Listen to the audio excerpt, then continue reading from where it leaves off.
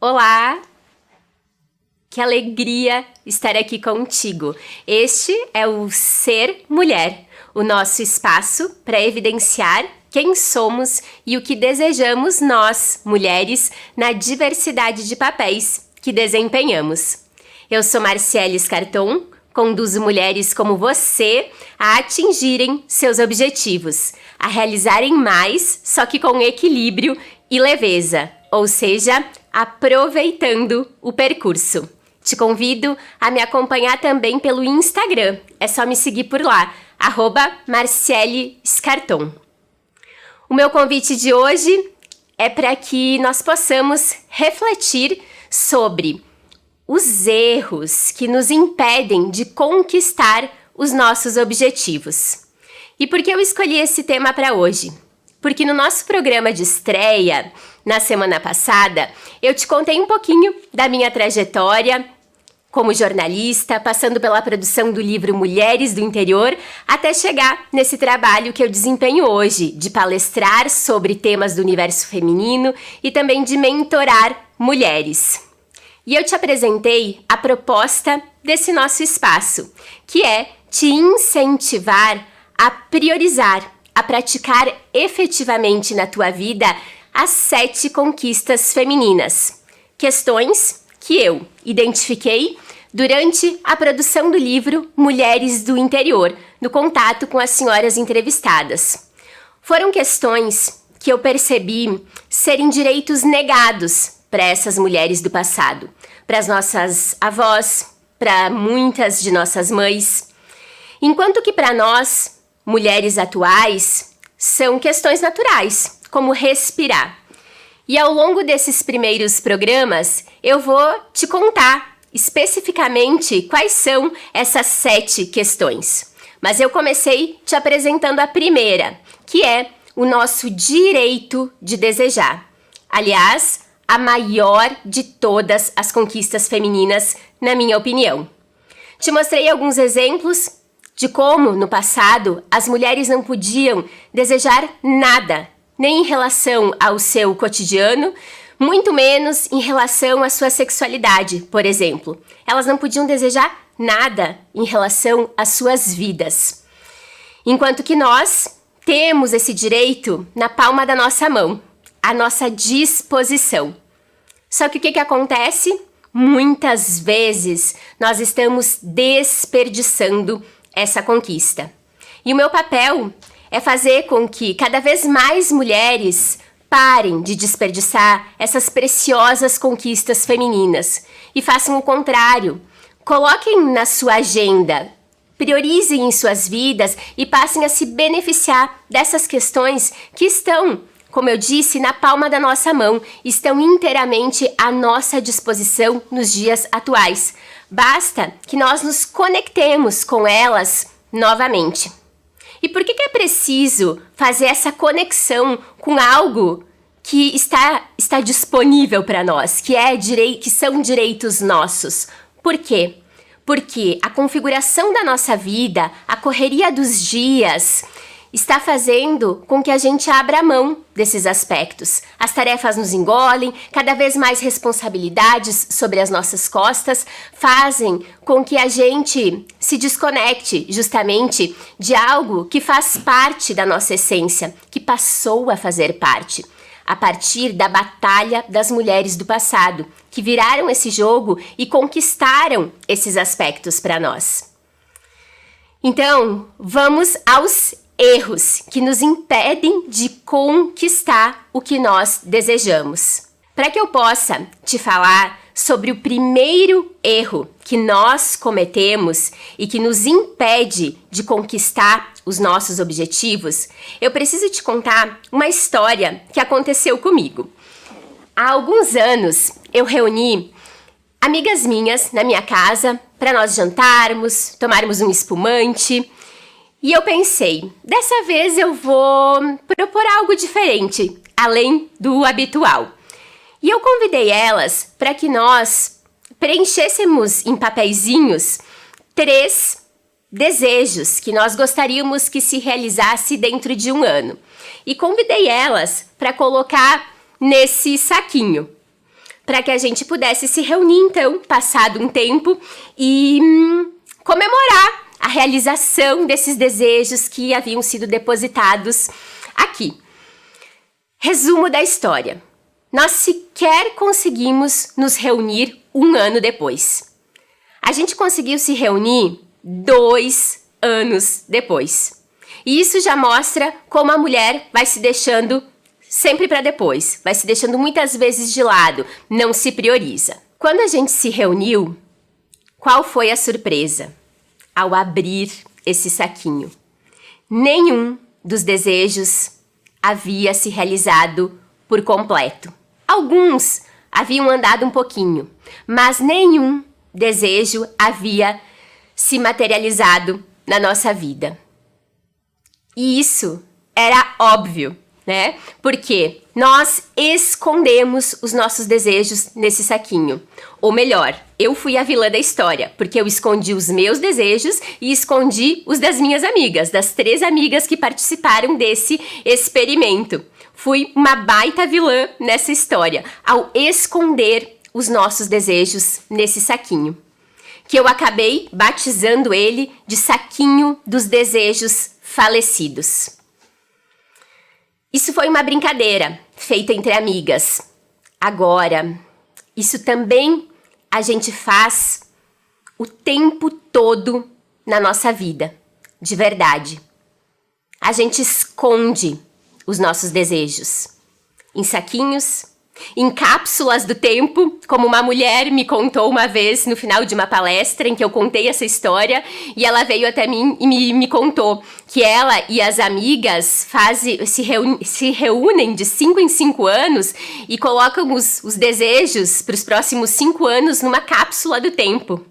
É óbvio que esses desejos não vão se realizar ao ficarem trancafiados em algum lugar, em saquinhos, em cápsulas, em gavetas, amassados no fundo de uma bolsa ou apenas dentro do nosso coração. Então esse é o principal, o primeiro de 4 erros que eu quero mostrar para vocês que fazem com que a gente se distancie das nossas conquistas. E o que a gente precisa fazer então é deixar os nossos desejos sempre à vista. Então eu convido vocês para que vocês possam adotar um caderninho de papel bem simples, para que vocês possam escrever à mão. E eu recomendo mesmo caderninho. Talvez você já tenha pensado, mas eu anoto no celular. Eu recomendo e insisto que seja um caderninho, porque hoje o celular ele tá entulhado de informações.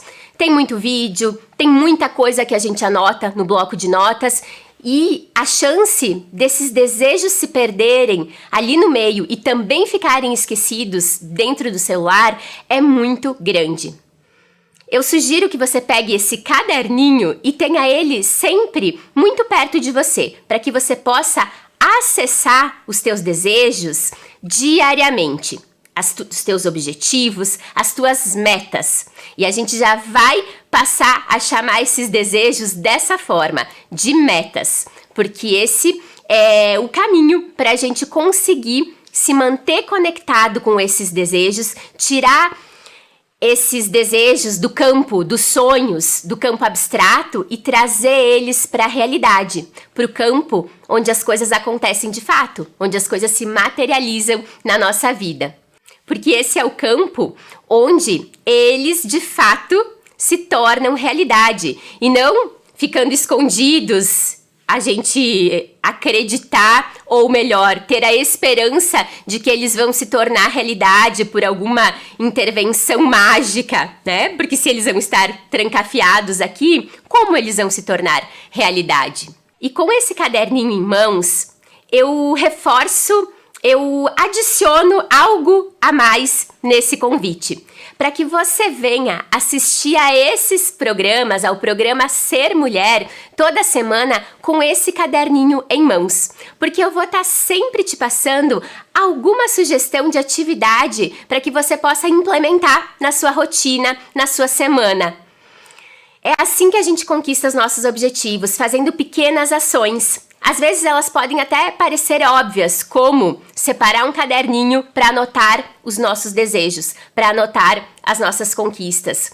Mas muitos grandes sonhos deixam de se tornar realidade porque a gente não dá os passos menores. A gente fica só sonhando lá com o final desse sonho, com ele totalmente finalizado e não observa. Não dá esses pequenos passos que são necessários e fundamentais para que a gente chegue lá no final. E o segundo erro? O segundo erro é termos metas demais. Falei para vocês que eu ia começar a trocar esse nome de desejos para metas. Por quê? Metas são desejos com prazos para serem concretizados, para serem alcançados. A gente precisa pegar todos esses desejos que se passam no nosso coração e estipular ações e prazos para que eles se tornem realidade. Então, a partir de agora, eu vou passar a usar esse termo, metas. Algumas vezes objetivos, poucas vezes desejos, mas eu vou estar sempre me referindo ao que você quer realizar, quais são os seus próximos passos. E quando eu falo que o segundo erro é ter metas demais, eu quero que tu te reporte lá pro Réveillon, tá? Pra última semana de dezembro. Naquele momento em que a gente faz uma penca de desejos, de metas, de objetivos. A gente enumera muitas e muitas coisas que a gente quer e que a gente vai realizar no ano seguinte. Eu costumo dizer que ali no finalzinho de dezembro, paira sobre nós a magia das infinitas possibilidades, porque no ano que está terminando, nada foi possível ser feito. Agora, no próximo ano, vai dar certo. E a gente entra sempre no ano novo com uma esperança de que tudo vai dar certo e de que esses desejos todos vão se realizar. Só que se esses desejos forem escritos num papelzinho e a gente desenrolar esse papelzinho, é aquele papelzinho que vai cair no chão assim, ó, e vai desenrolar lá longe, né? De tanta meta, de tanto plano, de tanto projeto que a gente coloca aí na nossa cabeça e no nosso coração que a gente vai querer realizar nesse novo ano que vai começar. E aí o que acontece? A gente não sabe nem por onde que a gente começa. O ano entra, às vezes nem terminou janeiro, a gente já tá falando que essas metas são projeto ano seguinte, porque já viu que não vai dar para realizar tanta coisa ao mesmo tempo. Então, a gente precisa focar em 3 metas por vez. 3. Aí você pode pensar, nossa, mas é muito pouco. Perto de tudo que eu tenho para realizar, 3 metas é realmente muito pouco. É melhor fazer de 3 em 3, atinge 3, depois vai para as próximas 3 e para as próximas 3, e aí, quem sabe, existe tempo no ano para realizar 10, 20, 30 metas. Enquanto que se a gente ficar ali nessa confusão de 20, 30 metas que a gente coloca nessas resoluções de final de ano, a gente corre o risco de chegar lá no final do ano e não ter realizado nenhuma dessas metas. Então é preciso focar, é preciso priorizar. E por que 3 metas e não uma? Porque nós somos procrastinadores na nossa essência. É muito difícil que a gente consiga ter a motivação para estar sempre avançando, todos os dias avançando na direção do que a gente quer. E o que acontece quando a gente coloca 3 metas? No dia em que nós estivermos menos empolgadas, mais desanimadas com alguma dessas metas, a gente pode procrastinar com a outra meta. Por exemplo, vou colocar um exemplo aqui. Tenho a meta, imaginem a meta de emagrecer 10 quilos e a meta de ler um livro ao mês. Naquele dia em que tu tiver com mais preguiça de ir para academia e que talvez realmente tu não consiga ir, existe a possibilidade de tu ficar em casa lendo mais, lendo o teu livro. Então a gente consegue fazer esse jogo entre as metas. Uma procrastinação saudável. Por isso que a recomendação são 3, para que a gente consiga fazer esse jogo, consiga fazer esse exercício naqueles momentos em que não estivermos tão motivados em relação a uma. Pelo menos a gente não fica sem fazer nada, a gente vai para outra. E por que nós devemos priorizar poucas metas por vez? Porque é comprovado cientificamente que a nossa força de vontade, ela é finita. Só você observar, quando você acorda de manhã, você está geralmente com mais energia para realizar as suas tarefas. Vai chegando lá no final do dia, dá aquele cansaço, porque a sua força de vontade já foi usada ao longo do dia. E quando eu falo de que isso é comprovado cientificamente, porque pesquisadores, eles fizeram um experimento. Eles convidaram um grupo de pessoas para participar dessa situação.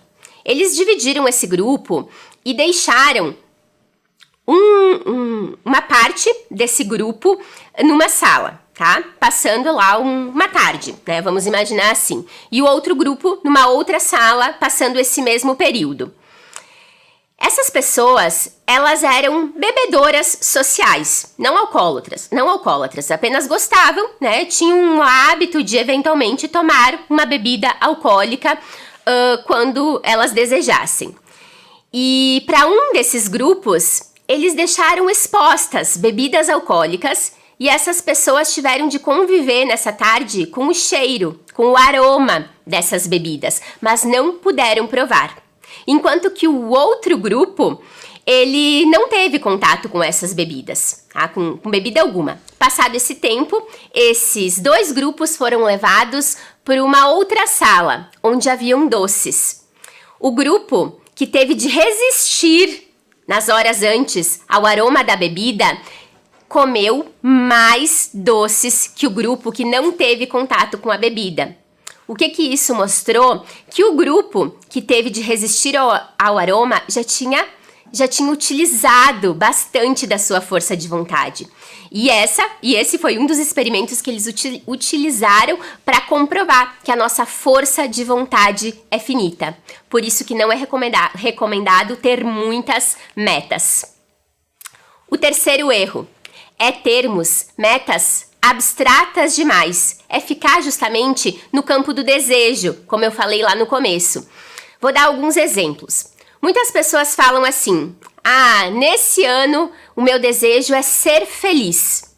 Mas ser feliz é muito vago. Nós precisamos sempre relacionar algo que comprove o atingimento desse desejo. Para algumas pessoas, ser feliz nesse ano significa cuidar da sua saúde. Para outras, significa emagrecer 10 quilos. Para outras, significa melhorar o relacionamento com o seu par. Então, nós precisamos ir afunilando, especificando esses desejos, essas metas. E seguindo ainda nesse raciocínio. Por exemplo, meu desejo, quando a pessoa que tem o desejo de ser feliz e o que vai comprovar que ela terá atingido esse objetivo será ter obtido um melhor relacionamento com o seu par. Ela pode ir mais a fundo. O que vai comprovar que ela terá melhorado o relacionamento com o seu par? Para algumas pessoas vai ser passar uma semana ou um dia sem ter uma discussão. Ou então fazer alguma atividade juntos, uma atividade semanal juntos. Então vejam, nós podemos sempre ir afunilando essa meta até que ela fique bem específica, para que ela possa ser mensurável, para que nós possamos comprovar o atingimento dessa realização. E o quarto erro? O quarto erro significa ter postura de criança diante das nossas metas. Criança bate o pé e quer porque quer. A criança, ela não tem a consciência de que ela precisa se comprometer com um processo para atingir o que ela tá ali birrenta, esperneando para conquistar. E muitas vezes nós, adultos, temos a mesma atitude. A gente quer muito algo na nossa vida e a gente fica falando, né? O dia que eu conquistar, o dia que eu atingir essa realização, tudo vai ser diferente. Mais ou menos assim, né? A gente fica falando dos nossos desejos, mas a gente não se compromete com o processo. Vou dar um exemplo. Alguém que fica falando, sempre falando, eu vou viajar, um dia eu vou viajar, eu quero viajar. Só que essa pessoa, ela gosta de falar, ela gosta de imaginar esse dia. Agora, ter que ir atrás de passaporte, de pesquisar passagem aérea, de organizar mala, de ver hotel pra ficar, isso pra ela é muito chato, é muito penoso. É só um exemplo, tá? Tem gente que adora. Mas eu usei isso como um exemplo. Aliás, todos os exemplos que eu dei aqui, eles são bem didáticos, para que vocês possam reportar para os desejos de vocês, para os objetivos de vocês. Então, nós não podemos ter postura de criança diante dos nossos objetivos. Eu espero que vocês tenham gostado de refletir sobre esses erros e que vocês possam fazer uma reflexão, tentar identificar aí quais erros vocês estão cometendo. Primeiramente, se conectar, pensar nos objetivos que vocês têm agora para os próximos meses e fazer uma avaliação se vocês estão cometendo esses erros para que vocês possam agir diferente a partir dessa nossa conversa. E eu vou revisar então os 4 erros que nos impedem, que costumam nos impedir de alcançarmos os nossos objetivos. Primeiro erro, tá? Esconder as metas. Então, nós precisamos deixar as nossas metas sempre à vista. Elas precisam estar visíveis. E eu vou adicionar uma informação. Esse aspecto também é comprovado cientificamente. Pesquisadores, também americanos, fizeram um experimento para mostrar que pessoas que têm os seus objetivos no campo de visão aumentam significativamente as chances de tornar esse objetivo real. Eles pegaram pacientes que estavam com um entupimento da carótida. Isso faz com que a pessoa possa vir a ter um AVC. É uma das maiores causas, inclusive, de AVC. E eles dividiram esses pacientes em 2 grupos. Para um grupo, eles simplesmente passaram orientações de mudanças que os pacientes deveriam fazer para melhorar essa sua condição de saúde, como praticar atividade física, tentar ter uma vida com menos estresse, melhorar a sua alimentação. Para o outro grupo, além dessas orientações, eles entregaram uma imagem que mostrava esse entupimento, esse comprometimento da carótida.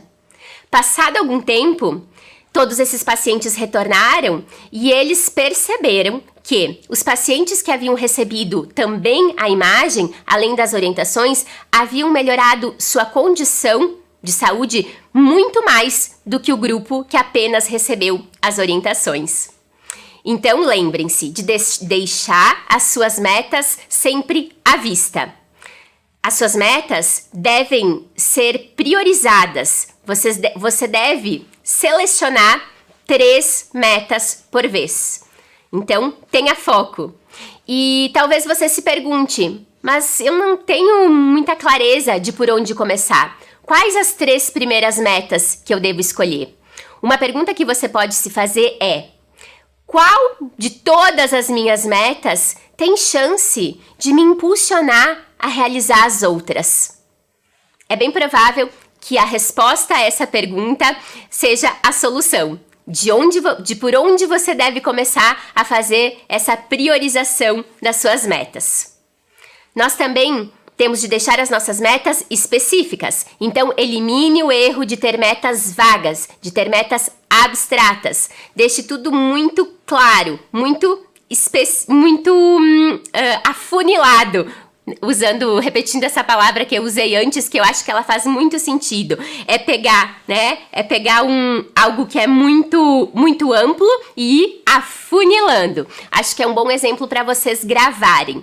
E por fim, adotar postura de gente grande diante das nossas metas. Nada de ficar birrentinha, batendo o pé e só querendo realizar algo, só desejando. A gente precisa implementar ações para andar na direção do que a gente quer. Eu espero que você esteja aqui na próxima semana com o seu caderninho dos desejos vivos à mão para a nossa próxima conversa, para o nosso próximo programa Ser Mulher. Até lá!